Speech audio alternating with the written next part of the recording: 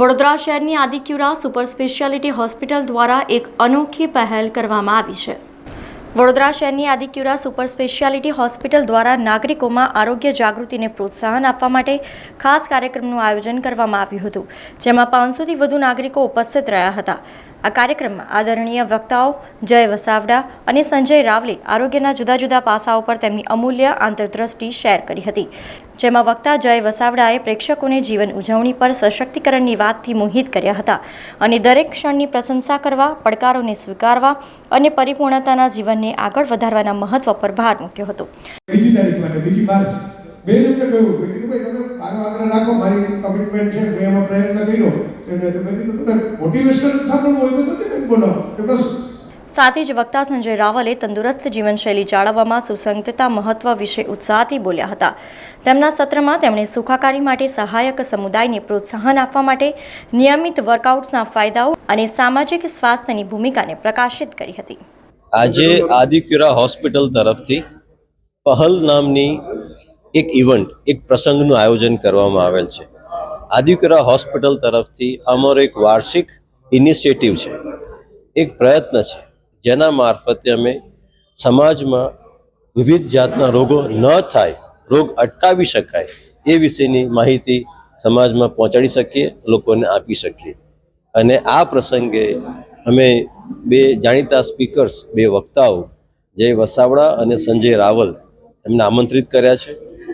આ બંને સ્પીકર્સ આજે જિંદગીને કેમની જીવવી, કેમની માણવી અને તંદુરસ્ત રહેવા માટે શારીરિક, માનસિક અને સોશિયલી આ દરેક બાબતની હેલ્થમાં તંદુરસ્ત રહેવા માટે શું કરવું જોઈએ એ વિશે આપણી સાથે એમના અનુભવો શેર કરશે। આજકાલની આપણી બિઝી લાઈફમાં આપણે બધા એટલા બિઝી થઈ ગયા છે કે ના તો જમવાના ઠેકાણા છે અને ના જ ઊંઘવાના ઠેકાણા છે, અને સાથે સાથે આપણી જિંદગીમાં ભરપૂર સ્ટ્રેસ છે।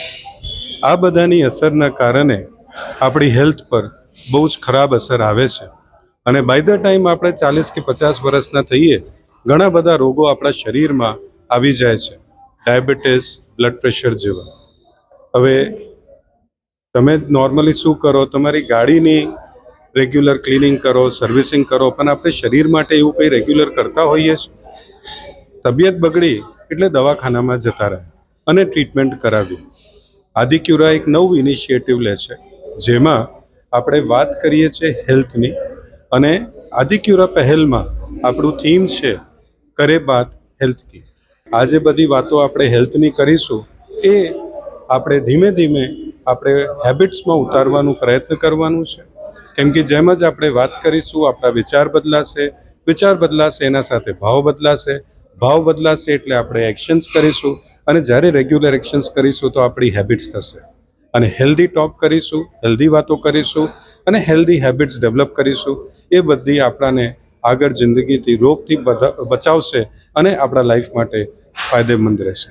સમાચારોના સતત અપડેટ માટે TNN ન્યૂઝને YouTube પર સબસ્ક્રાઇબ કરી બેલ આઇકોન પ્રેસ કરો અને અમારી સાથે જોડાયેલા રહો Facebook, Instagram અને Twitter ઉપર।